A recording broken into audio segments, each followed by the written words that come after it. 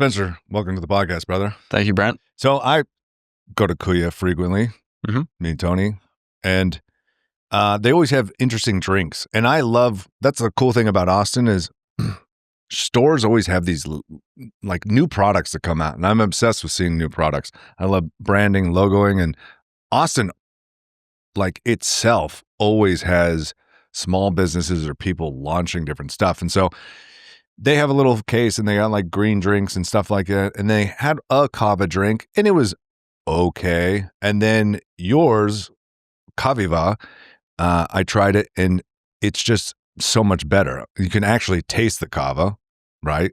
And it's got a little bit of like more sparkling vibe to it, which Yep. you want in a drink. You Yep. want that like effervescence, right?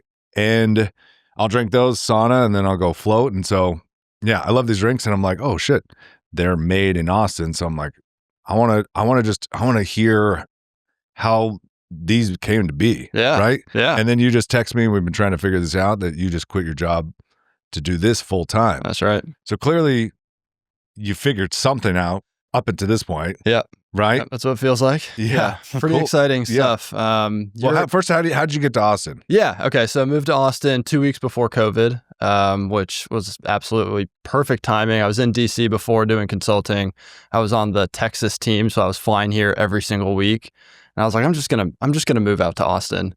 And originally my boss had said no, but I had already signed a lease, and so it just happened. And then COVID happened, so he forgot, and it was like, wow, pretty grateful I made it out of DC, and yeah, to now my longtime home, Austin. Yeah, so why'd you stay? I mean, the weather, the fitness culture is fantastic. Got involved with a rugby team here. And so all of a sudden, overnight you get 100 best friends that you get to go play rugby with 2-3 times a week, which ultimately leads me to find kava. But yeah, Austin, just the energy here, the people are so kind. Every time I think about, okay, maybe I could move somewhere else, I'm like, where would I go? Yeah, Where would I go? Like, I guess like San Diego seems interesting to me. And then I think about taxes and I'm like, okay, I don't know if it's that interesting. Yeah. And it's just like Austin's my home and I love it. So, yeah. So then Yeah. so you're playing rugby and then these legend guys has it you learned about kava from your rugby teammate. Yes. Legend has it. Yep. So, it was 2022 and I actually had one of those, I drank too much one night, had horrible anxiety, and I was driving home from the wedding, and I remember I made a list of all the things that were good in my life and bad in my life when I got home. Everything on the bad list was directly related to alcohol, whether it was weight or lack of energy or anything related to alcohol. And I was like, okay, maybe I should take a step back and try and find something that's better. Well, the next rugby season, I was with some of my Fijian teammates, and we were drinking kava after the match. Kava's a plant from the South Pacific Islands. I'm sure some of your spores know, but it's typically... Yeah, break it down though. Yeah, so it's a plant, South Pacific Islands, Fiji, Tonga, mine's from Vanuatu. And it's typically ground up into a tea. And it turns out as like this muddy, lukewarm drink that gives you a nice, relaxing buzz. The problem is it doesn't taste very good. So I was drinking it with them and I said, all right, I've heard that this stuff can be truly like strong. Like you can really get a buzz on like some other like ingredients that maybe aren't as strong. And so I sat at my rugby field and we drank quite a bit of kava, and I stood up and I was like, oh yeah. I was like, that's it. But you feel great. Like you still feel in control, right? And like, that's why it's such an amazing buzz. So that night I went home and I went on Amazon and typed in like kava seltzer, bought everything I could, tried those and was like, okay, these are pretty good. There's some legs here, but they weren't quite strong enough for me or too sweet. There was always something. And yeah, so I started I bought like a kilo of kava extract and started making sparkling kava drinks in my kitchen using a soda stream, a milk frother to mix it in, and flavoring it with like Mio or Elementi or whatever I had nearby. And that's how it started. And I really was making a drink for myself because I still want to go to the bar. I still want to watch college football or go watch, the World Series or a basketball game or anything like that. But people are looking for a vice. They're looking for something that's a little bit different. And to me, kava was like the perfect thing that aligned with what I was looking for and that I could make in my own house. And yeah, so that's kind of the origin story. And I'm very grateful to the Austin community for being so open to it and excited and like supportive of it. Like I've never met anyone that's not supportive of it or that's like, that's a bad idea, And so DC might be a little different. Yeah, maybe so. Maybe some college kids that are still like, no, like alcohol's totally good. Yeah. Like maybe those are usually the folks that are like, why would you want something that's non-alcoholic? I'm like, don't worry about it. We'll figure it out. It's not worth trying to convince them right now. Yeah, exactly. So like, they have to have their own come to Jesus moment like you did. Exactly. And that's truly what it is. Yeah. My rugby team, Huns Rugby, like people would come to me mid-practice and be like, Spence, do you have any Kavivas? Like, I want to buy some. And that's either because they're trying to drink less. Sometimes they have a family member trying to drink less, or they just love the buzz and prefer it and don't want to be hungover. So yeah, like so much credit to my community, rugby community and team. And that's been awesome. So you started making them in your kitchen, right? Yeah. And then did you just bring friends over and you're like, try these? And then, tell me about that. That's exactly what happened. So I used to do it by myself and I would make like a mini assembly line where I would mix a bunch of kava and water, put it in, and then I would like soda stream it, which was 2.5 of these cans at a time, squirt Mio into it. And then I bought a can seamer that will like seal the top on. So I'm doing them by hand, and then I would label them all while I watched It's Always Sunny in Philadelphia every night. Yeah. Nice. And then it got to the point I started doing like 10-gallon. Would you put like a sticker on it? Would you? Oh my gosh. Yeah, it started out with these little white stickers. It was about that big, and it just had this same logo and said the flavor. And when you're doing such small quantities, I was printing it at my printer at home, like a desk jet, HP desk jet. Like it looked awful. So yeah, once I started to like scale that up, I just kept trying different things and learned how to do it more efficiently or to get them printed at Office Depot, which is expensive. And they would have to like change the ink tray out for me twice in the matter of an hour because I printed so much ink. But yeah, I would bring over 5 to 10 friends, set up 2 of the assembly lines, and then just get them going. Like one person, their job, like they're the seamer. They're getting the top on. The other person is moving it from the 10-gallon tank into the soda stream and then doing the carbonation. And I would order them pizza and I'd be running around the whole time making sure everything was good.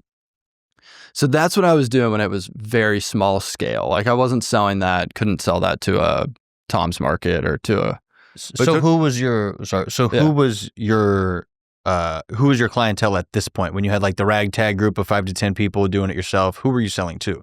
Friends and family. This is just like your personal network. It's not in retail. No, not in retail. Even like a small shop. Huns Rugby, I would sell it at rugby games. Okay. And kava's so big in the rugby community, people would see kava and they'd be like, what? A kava seltzer? What the heck?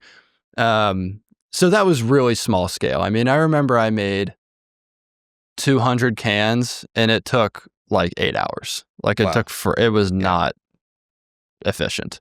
But it was fun. And I was like, this is what I've got to do. And so then from there, I raised money, friends and family, did the professional formulation, get the nutrition label and all that, find a co-packer, and did my first production run like 2 days before Christmas 2023.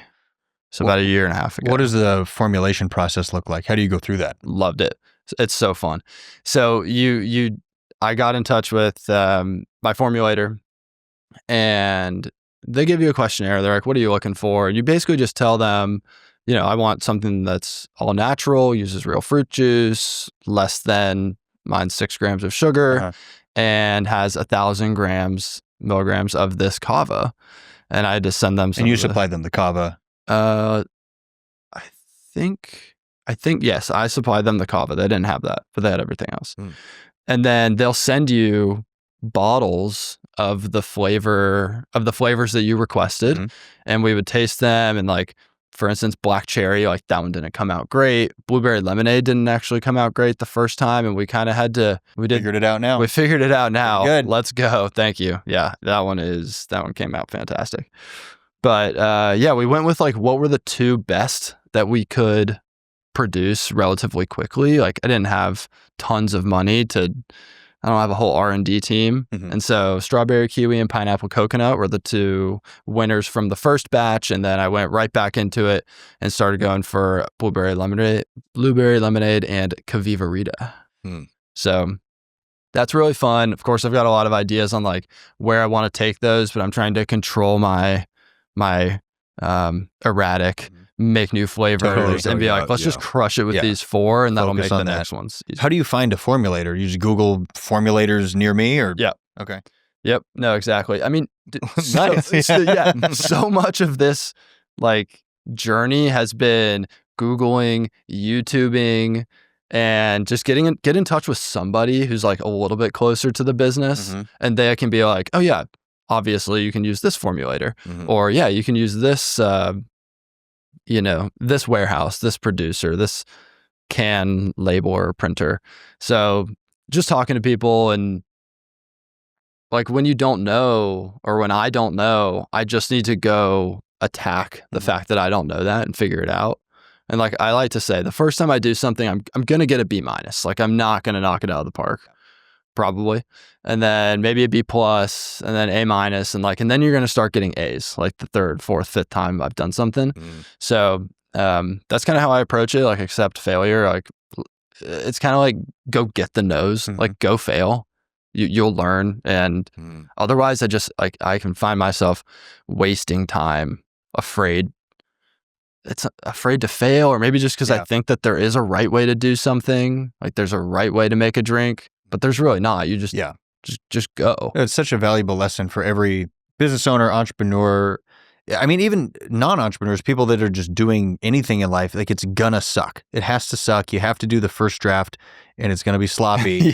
Just get it out there. Like trying to make things perfect, you're never gonna launch it, never gonna do it. You have to like fall down. It's gonna suck. It's gonna be, one little sticker on a chrome aluminum can. It looks dumb, but like then it can become something beautiful when you keep pushing forward. Yeah, my first 5 attempts at making Kaviva are actually in a mason jar. So I think I was just pouring out like a unflavored sparkling water and then weighing kava out on like a kitchen scale and trying different things in it.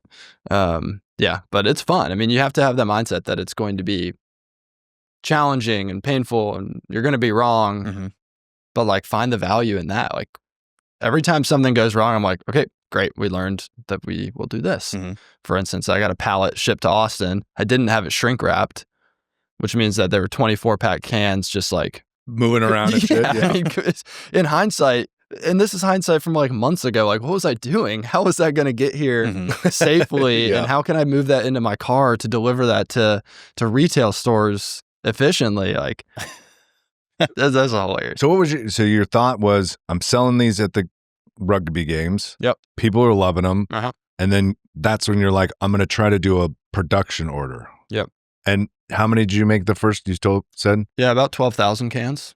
Oh, you just went straight for 12,000. Smallest I could possibly find. Really? Yeah, man. And then your thought was, I'm going to get these and then I'm just going to what?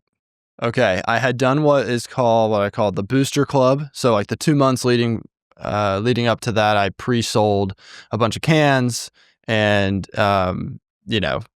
to friends and family. It was kind of like a mini way to take investment. So I already had some customers, and then I had Tom's Market here in Austin had agreed to bring me on once I had done the production. So shout out Tom's Market. Big thank you. How did you do that? Because did they test, like you had samples? I had handmade samples. Yeah, you had handmade samples. Yes, but the purchasing but manager. It the flavoring from the flavor that it's going to be for no, it's your flavor, right? And you're like, this is going to be better. Yes, exactly. And then they still got the deal. Yes, I mean they didn't. Yeah, I know it's nuts. They didn't put. No, it's awesome. Forward. It's like, this is going to taste even better. So the purchasing manager loves kava. Oh, nice. And so when I went in, lucky. it was like shockingly easy. I lived next to the Tom's Market on Riverside, and I went in there all the time, and I was like, hey, who decides what drinks to put on? And Robin was like, oh, that's me. And I was like, I have a kava seltzer. I would love to sell it here. And she was like, I love kava. I've been looking for a kava seltzer. Like it was that easy. Oh, yeah, nice. Then I've never had a Serendipity. sale that easy, besides maybe Kuya, because my boy Chase sold that one for me. Yeah. But yeah, serendipitous, just right place, right time. And now, I'm going to spend so much of my time finding other Tom's Markets throughout the country, throughout Texas, throughout Austin. Because that's like the right place to be. Like people they'll try a new drink for $5.50, $6. Yeah. So you got your first 12,000 cans, and then then you just started supplying everybody that ordered them from family and friends. And then how many? Just one Tom's Market, or they go into multiple? I don't know. I don't know much about Tom's Market. I sold well at the one. They're three. So I sold well there, and then they brought me to the other two stores. Okay. Which has been great. And they've even connected me to other similar stores. So that's how it's worked. But and you're just hand delivering them. Yeah, hand delivering them for sure. The purchasing managers at all of these stores are usually there more like in the morning to midday. And so I was working a full-time job, and there was just no way that I can successfully run a sales cycle with folks that are going to be there when I need to be on meetings, and I have my other accounts to manage and stuff like that. And so that was a huge hindrance. And so I got some advice from another CPG founder to lean into online, to lean into Amazon. And that's been great. And that was something I could manage better remotely, and I can do that at 6 a.m.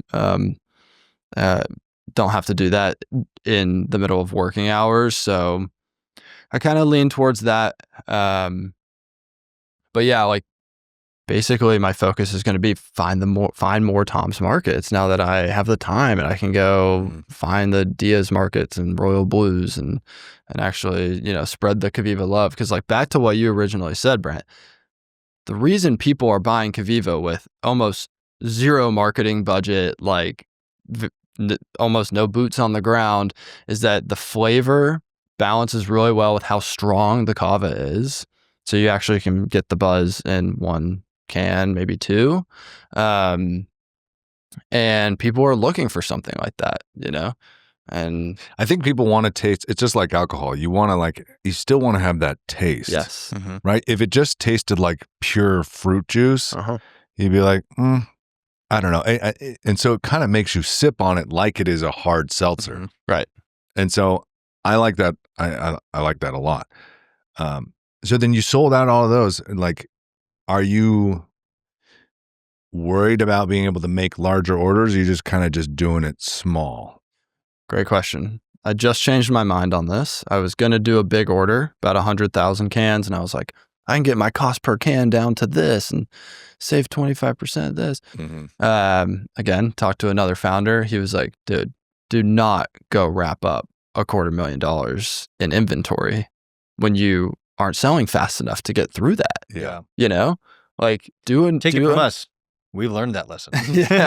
Yeah, right. Do the smallest MOQ you can. And even though your, economics might be imperfect, your cost per can's a little bit higher. Lower risk. Way lower risk. The cost of inventory, just housing the inventory would have been nearly unmanageable. So grateful to have people like that are like, no, dude, do not do that. Do another 16,000 can order. If I start selling that out every month, then it's like, okay, then we can reasonably do 5x this. Better to be out of stock for a week than be then $100,000 in the hole with nowhere to put your inventory. Yeah, because of inventory costs, like warehousing costs, that would just be bad. So are you? I'm curious. Are you utilizing funding for this, or is this 100% out of pocket? Yeah, I'm gonna do another friends and family funding round. I think that makes sense for probably the remainder of this year. I want to make sure that I have spent months as full-time Kaviva employee, giving everything I've got, and see how far I can take that before I go knocking on VC doors, or even angel investors and stuff like that. So I just want to make sure I am doing everything I can before I go do that. Because if I do start, to get into the finance of it a little bit, if I do start turning over inventory pretty quickly and the velocity picks up, then I'll be able to raise with debt and go to a bank and get a loan, which is a lot cheaper than selling equity. And that would be a lovely path if I can figure that one out. So yeah, we're going to see. I'd like to say like move to contact, like just keep moving forward. Yep. Things are going to happen, and Yeah. Address it. I'm curious though. It's like, it sounds like what was your job before? I was a customer success manager for a tech company. Okay. So I imagine you're doing pretty well there, and you're making kava, and you're like, okay, drinking's fucking some shit. I'll make this drink. Yeah. That's a giant leap to be like, I'm just going to leave this or like follow. So you must have, I want to understand more of the passion behind deciding to go all in. Have you always like wanted to be an entrepreneur, or like what drives you? Because it's a great drink, but to really, it sounds like you're full on, you're going after it. Yeah, I'm going after it for sure. So I have always wanted to be an entrepreneur, but not necessarily in a specific space. I mean, I've tried a few different things. I even looked into doing like a hangover shot, like an EpiPen that was, but out of that came Kaviva. I was like, why would I make a company to avoid to allow people to drink and then try and fix the problem instead of fix it at the root? Provide a better, pun intended. So over the last 2 years where I've been doing both, even my fiance will say, when I get off of a call that's a Kaviva call or Kaviva podcast, like my energy is so high, the tone of my voice is up, like I'm fired up. I want to go attack and like do this stuff, and that was not the case with my day job. And my biggest fear is like the classic, oh no, I woke up and I'm 50 and I didn't start that drink, or kava becomes a huge market. And you're like, man, and I'm like, grandkids, I had this one drink. I almost made that. Exactly. Grandpappy should have done that. Yeah, sure, Grandpa. Oh my God. I would so much rather fail in the next 6 months. I don't even know how I could fail. I mean, I have a good product that like people consistently like.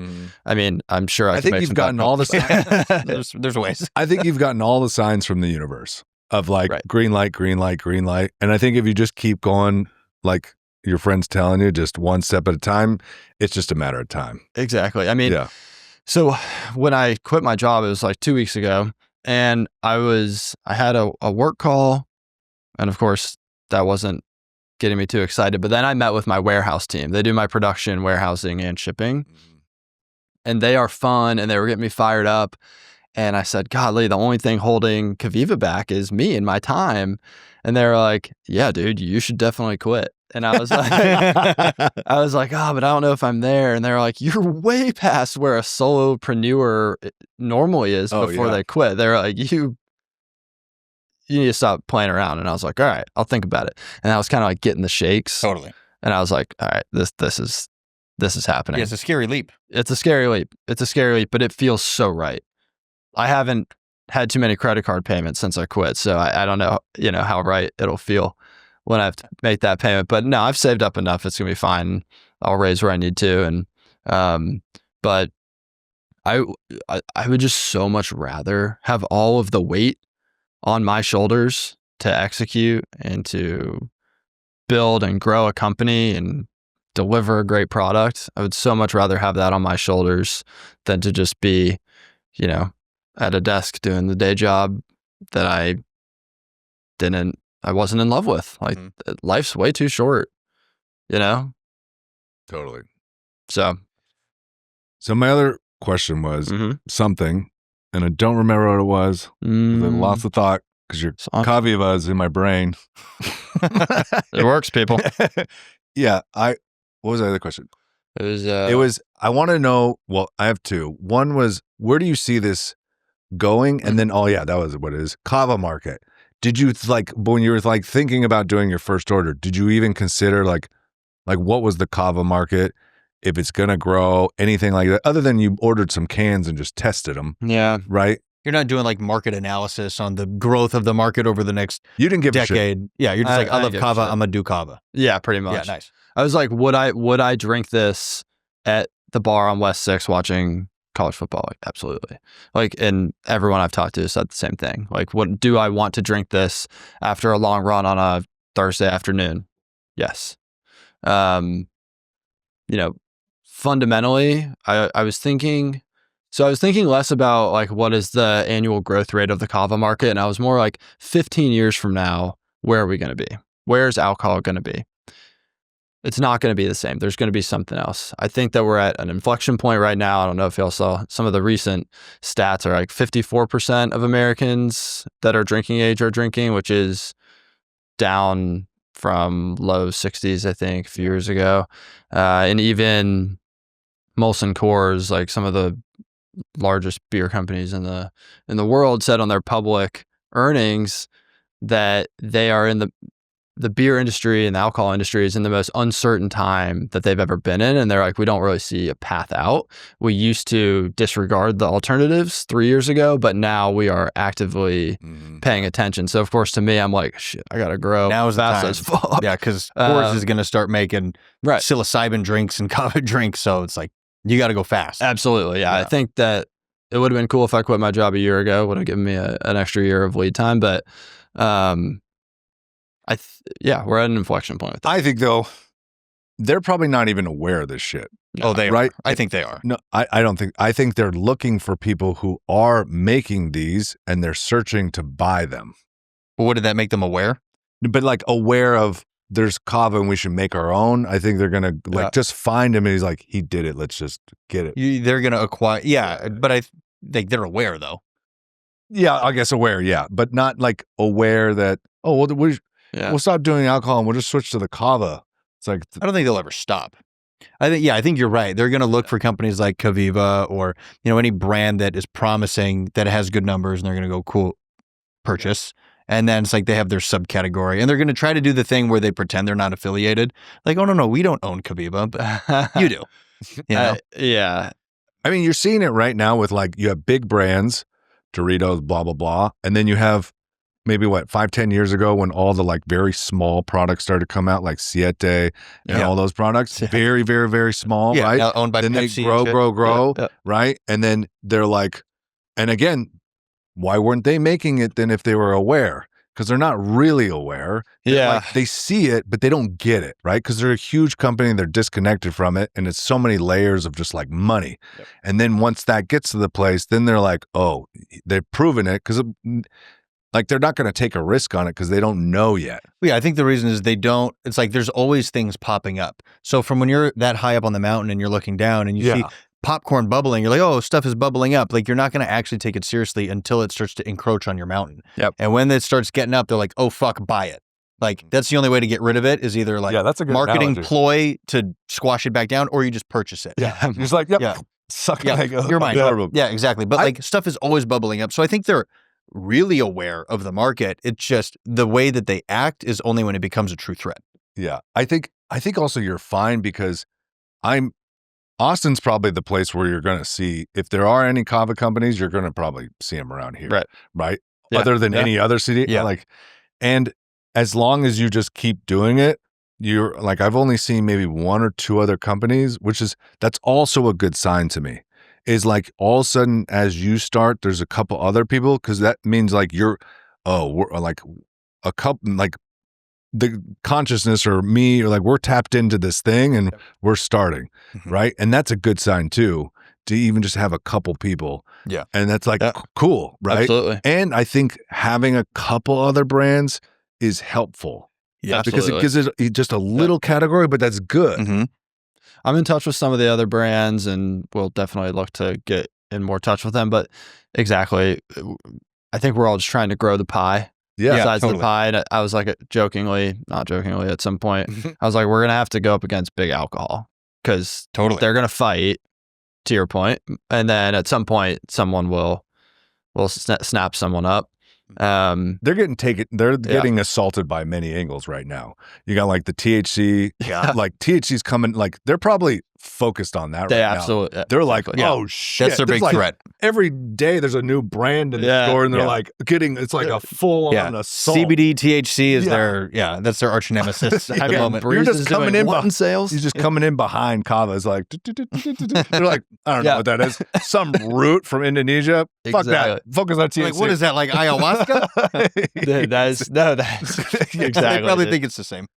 A lot of people don't even know what it is. Yeah, I mean, the big companies they just can't move that quickly. I mean, it's classic. They can't move that fast. And they also won't put $1 billion on the line if they're not sure they can create a great kava seltzer. Right. But they will put $2 billion on the line to buy a well-known established brand. Yeah. That's what they just did with Poppy, right? Yep. They could have made the same drink. They could have reverse engineered that. Totally. But they couldn't have done the brand. There's a chance it didn't land. And so it's all risk mitigation for them. Why start it when you can you have the resources to buy it and it's a almost guarantee, rather than they have the same likelihood of having a successful brand as anybody else. Mm-hmm. So it's like, okay, we'll launch it and it might fucking fail, or you just spend a little bit more for something that will for sure work. Yeah.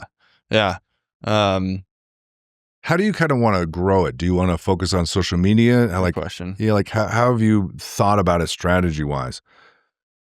This is one of the move to contact areas where I'm like, I'm not sure. I'm going to see what kind of sticks and work hard in a lot of different areas before I put all my chips in one basket. So you've got the Amazon, you've got the direct to consumer just with the website and like getting meta ads perfect. And I can do all these in parallel without, investing 50% of the bank account. And then you've got retail, distributors. And as far as retail, like something I go back and forth with is like, do I want to go to more markets, more of the Tom's Markets, the Royal Blues, or do I want to try and break into on-prem, which is bars? Personally, I like the bar angle. I haven't been successful there. I actually think I'm 1 for 100 and walking into bars. What bar are you in? Greenlight Social. Nice. Yeah. Well, the cool thing is it could be a mixer as well as just a standalone drink. Yeah. So that it is kind of smart where people may not, it's like, well, you can have this and it kind of enhances this cocktail. Yep. So it's like, it's kind of bridging the gap from alcohol mixed with it to potentially maybe to just that. Yeah. Already in the environment, right? Yeah. A lot of people push towards that. I usually try and say like, no, you don't need to put alcohol into it. It kind of defeats the purpose. Otherwise, you may as well do like a sparkling, like pineapple flavored something or a pop. So there's like a mocktail.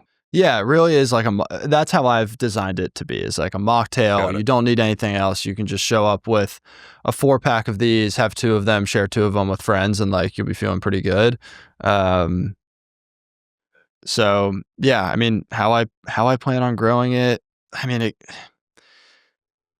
you don't have to know. I'm just curious. It's like interesting, yeah, because like you want to focus on one area. Everyone says like focus on your niche. Like you'll have a great niche with 2 fun guys. It's hard for me to decide right now because I think it could fit a lot of different things. I think it could fit parents who have young children who don't want to be drunk or hungover, or always want to be able to drive their kids to the hospital if they need to do something like that. Athletes recovering. There's some studies that have recently come out saying kava is directly linked to better recovery because it calms your central nervous system and actually allows your body to recover, sleep better. And then there's the mocktail, like alcohol alternative, like the young, fun party goer, like it fits with those folks too. So even coffee shops, it's a great 3 o'clock, 4 o'clock drink when you're kind of gassed from the day or over caffeinated. And so we're going to see what happens. There's a million applications. If it were me, I would just be like, saturate fucking Austin in any place that will let me put it. So everybody knows about it in Austin, and just like people just know. So then people just think if I'm on a boat or whatever I do, people just start using it in whatever ways they feel like they should. And then just, Yep, absolutely. I want Kaviva. I want when people think Austin, they go, "Oh, it has that weird kava drink here or whatever," right? Like I didn't mention that, but owning, like dominating Austin is really important to me, especially when it comes to like retail stores. Like, where do I want to be? I'm not trying to expand as quickly as I can or get to all these different markets. Like, I want to own my backyard, be comfortable here, be a staple in the culture. Mm-hmm. And then we can go talk about looking at, Tampa, Florida has a ton of kava bars down there. Really? Yeah. San Diego, stuff like that. Does Austin have a lot of kava bars? I've seen, like, there was one over by where we lived.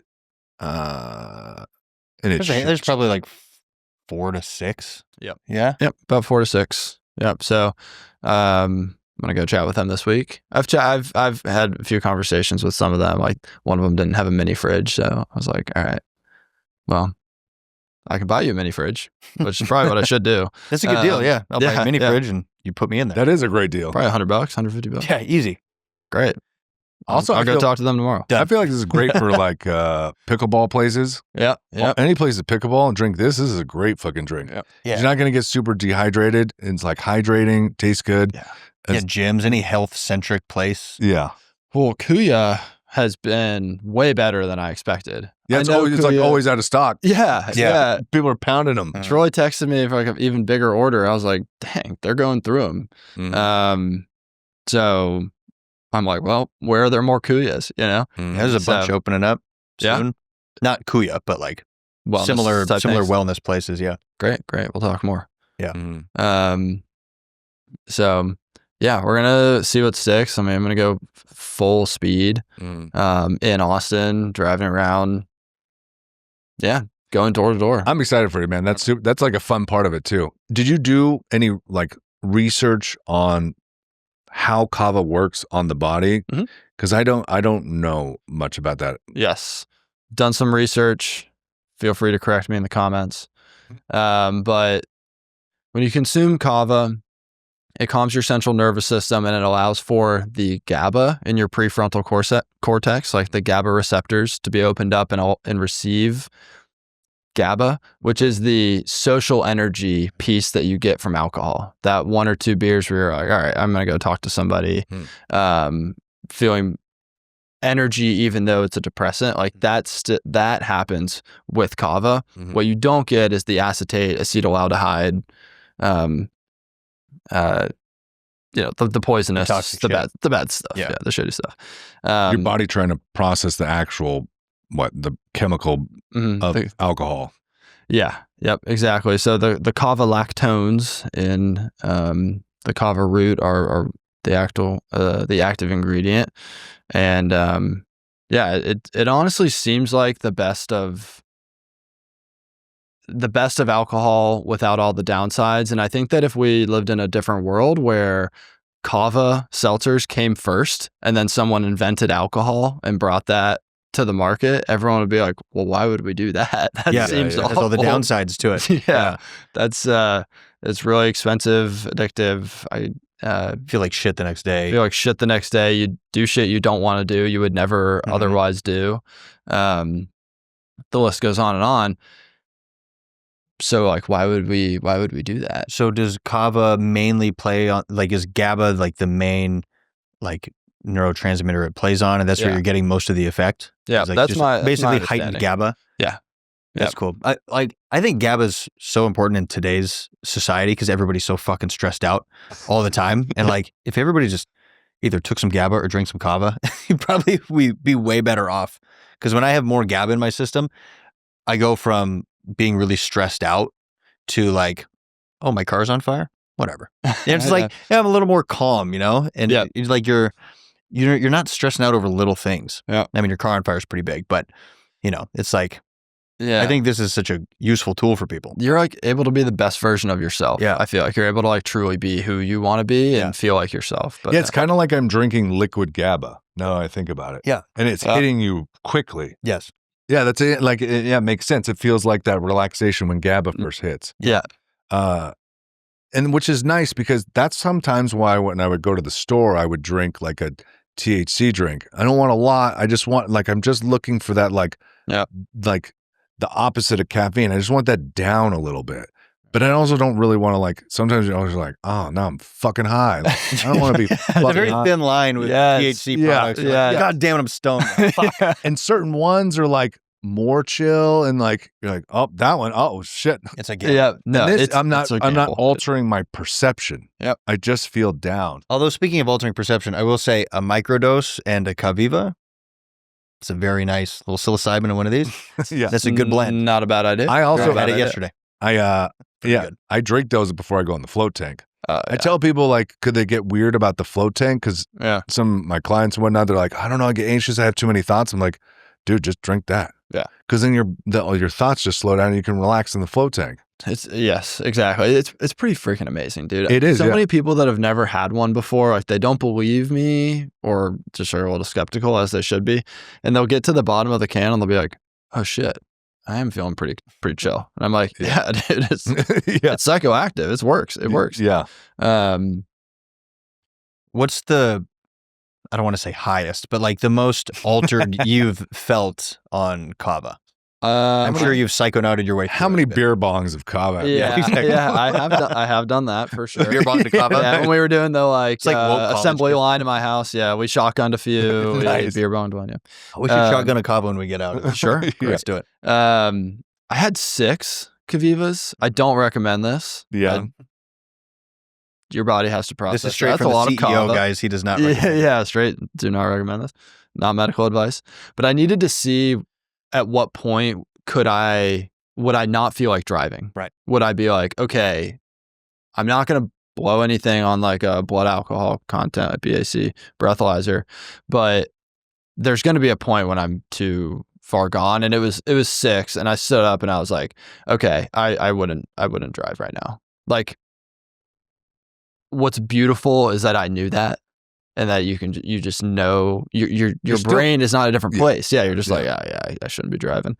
And so, yeah, 6. I know some guys have had a few, maybe 8 at a rugby match. Nice. Do you They're have, fine. I think you have what, like recommendations on the side, or I can't remember. Yeah, I got recommendations. It says like 1 drop is a mouth tingle, 1 can is a light buzz, 2 is a full buzz. Okay. And That's yeah. Because if I had 2 Yeah. right now, I'm lightly buzzed, I would Yeah. say, and I had Yeah. a full can. And if they're I 50 calories. That's it. yeah, That's pretty nice. Yeah. A We could beer is probably- like, what, 200? yeah, if you're having an IPA, beer's 200. Yeah, the non-alcoholic beers are still like 70. Crazy. Mocktails, just juice, just Just juice sugar. and water. I Yeah. mean, that's probably 100. It's like, what's the point? But yeah, there's some, as far as like kava tolerance, there's some interesting stuff. Of course, you have the standard, how much water you drank, how much food you ate that day, how big you are, how much you weigh, stuff like that. But there's a reverse tolerance. I don't know if y'all have run into this. So the more often you drink it, the less you need. Interesting. So if you're drinking kava every day, it's going to start having more of an impact on you. I haven't seen any scientific like articles on this. It's all anecdotal, but it's widely talked about in the kava community, on Reddit or whatever. Like, It's like saturating you. yeah, exactly. Yeah, I mean, my best friend's a big fella. He's probably sitting at about 285 right now, 6'6", all muscle. But Wow. he has worked down from needing 4 Kavivas to, he had 1.5 the other day and was like, there it is. That's the reverse tolerance. I was like, damn. Wow. That's, So you got to preload. Yeah. It's like creatine. Yeah. You need 20 grams for a week. You got to first Yeah, yeah. max it out for a little bit, Yeah. and then you go to maintenance. Yeah. You're on yeah, coasting mode. yeah, dude. That's exactly what it's Drink like. a case a day for about 7 days. Creatine. That's awesome. That's Yeah. pretty rad. Have you talked to like what the like your Polynesian rugby mates think about that? Like what have they said? They actually love it. They fully support it. I was definitely cognizant of like stepping into something that's so culturally significant to a culture that's not my own, and like trying to be respectful with that, and like it'll always remain part of the story. And but no, they've been all for it. Have they given it to their like parents, and like what do they think? Yeah. Because I'm curious, like the older, Yeah. maybe like their grandparents and stuff, and they're like, Yeah. they probably like never, like a grandparent's probably like, oh shit, I never would have like imagined like a product in a can. Right. Oh, yeah. I haven't actually brought it up to parents or grandparents like that that I know of, but a lot of other rugby players throughout the community have tried it. Mm. They're all super excited for sure because they love kava and they're like, oh my gosh, this sounds so cool. And I'd say 85% of them love it and are like, absolutely, this is it. Mm. But then there's a small cohort of people Mm. that think it's too sweet because the kava they drink is like bitter, like muddy, and because it's just straight kava. It's just water. straight kava root. So if you're used to that and you like that, you may not like this. Yeah. Mm. But my best customers are folks that drink kava for its benefits and the feeling it gives you, and then they hear about this and they're like, one of my friends is from Hawaii and she was like, oh my gosh, I love kava for sure. And then drank it and was like, that's it. That's the stuff. Like it's and it's not too sweet. I don't feel like it's like perfect sweetness. Thank you. Yeah, I tried. And I like that, again, I said this already, but I like that you can taste the kava. Yeah. Like I like I think that. for some people who have never had kava, might taste it at first and be like, ooh, it's bitter. I don't like that. But it comes from a place of not understanding that like real kava is intense. Like it doesn't taste good. Like this is actually very tasty for kava. Yeah, real kava is like, whoa. Yeah. No. It's not a sip and drink you want to hang out with your friends and sip on until you like, get accustomed to it. But that's actually one of my biggest challenges, if you all have any ideas, like the customer education. If I'm not standing there pouring them a sample, like how do you tell someone on a can that they're going to get a buzz? I mean, I say social buzz on there. I'm probably going to remove that just for compliance reasons, but like I don't know. Like QR code, but some that's folks still call it like a social tonic. I mean, that's what Breeze does, but at this point, THC is so ubiquitous, you don't even need to say what it does. It sounds like a ChatGPT question. So right. Yeah, I think people that will get it. Like, I'm not sure. I don't know. Yeah. I think what you should do is figure it out.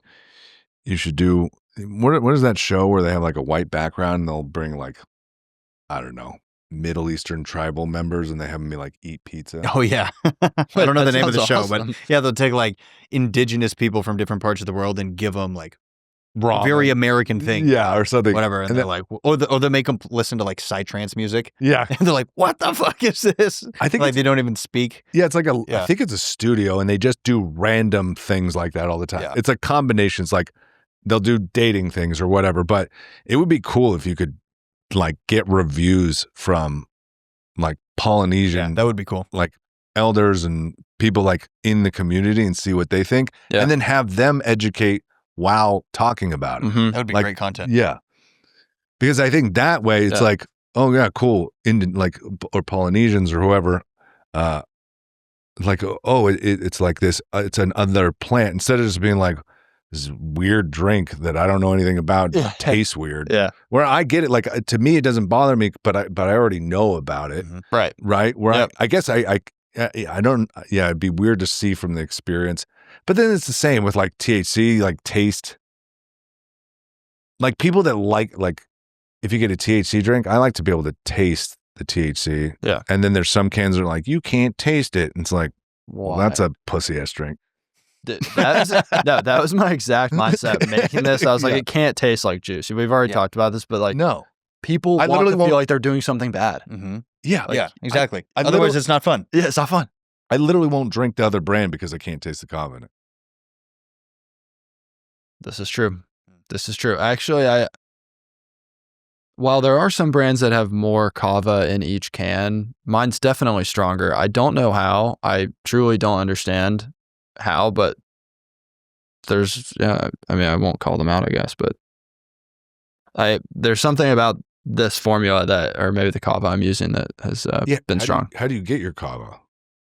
I have 2 different suppliers, but they're just wholesalers, and nice. Yeah, it's it comes from Vanuatu and then it gets extracted, and I guess Florida is where my supplier is, and then everything else is just like standard strawberry juice, like Yeah, I also made it obviously all natural. I mean, we'll get to organic one day, I think. Didn't want any sucralose in there. I feel like that's going to come out to be not chill. For sure. It's 10,000 times sweeter than sugar and has no downsides. It's always I fun. don't trust it. It's always funny, like Weird. growing up, I remember my dad growing up, there's like, sucralose is fine. There's no studies. And it's like, and it's just like every time that's the same thing they say with aspartame. And like, even with like, they're like, I remember being like 20 or something. They're like, organic food, it's not actually that different than this or whatever. And it's like, because it's the mainstream media papers that are out aren't promoting it. It's like, dude, like all you gotta do is wait 10 years and then you realize all the Febreze and Febreze is terrible. all the shampoos and every like little you feel it product in we your lungs. ever put on our bodies was killing us. But they're like, no, it's totally fine. And You're here's the safe. studies. And they're like, 10 years later, oh, Who paid for oops. this? Oh, by the way, take this COVID vaccine. It's also totally safe and fine and no, we effective. tested it. Yeah, no, it's don't good. worry. Okay, so I have a question. So now that God. you're this far along in your Yeah. CPG journey, Yes. if you could go back to like your first month, what advice would you give yourself in starting a CPG brand? It's a good question. Haven't been asked that.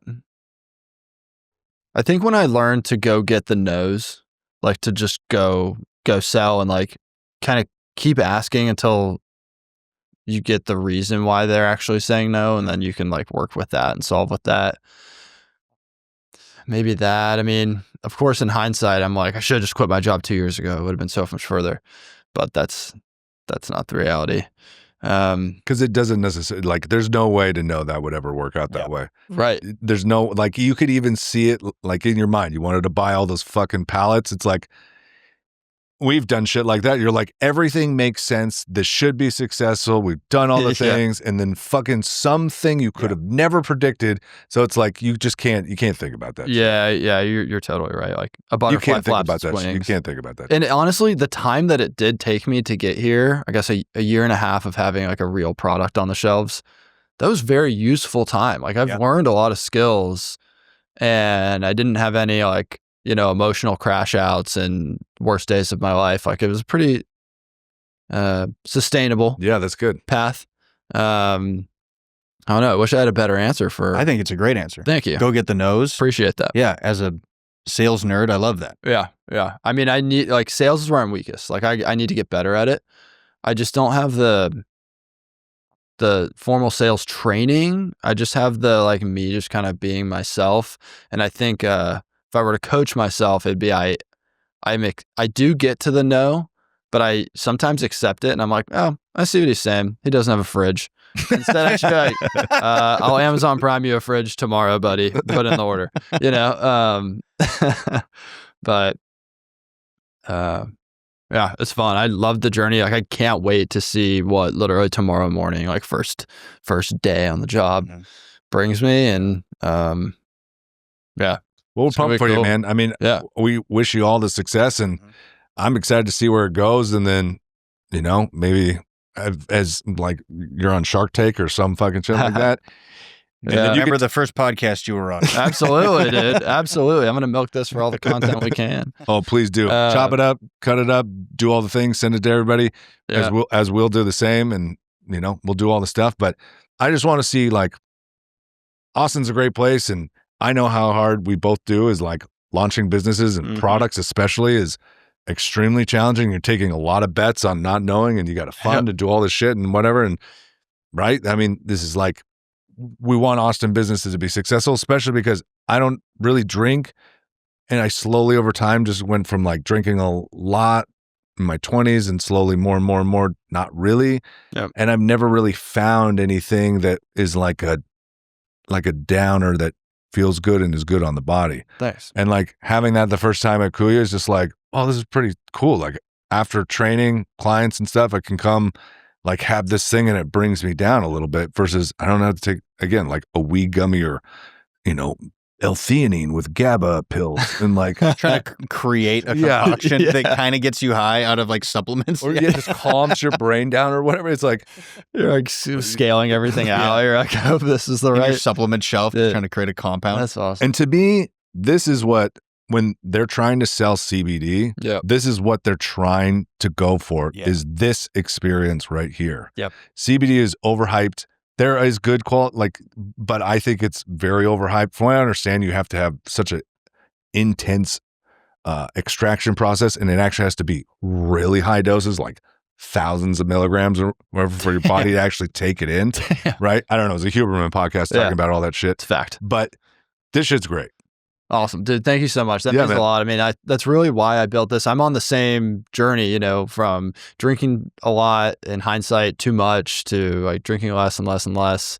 And now I almost never drink. I'm not fully alcohol sober, I guess. But, you know, I think we were just kind of talking about it. I wanted to wrap up on it. Like, alcohol is the cigarettes of 40 years ago. Mm-hmm. Like, even with the FDA just came out and they're like, ooh, actually alcohol might be causing some cancer.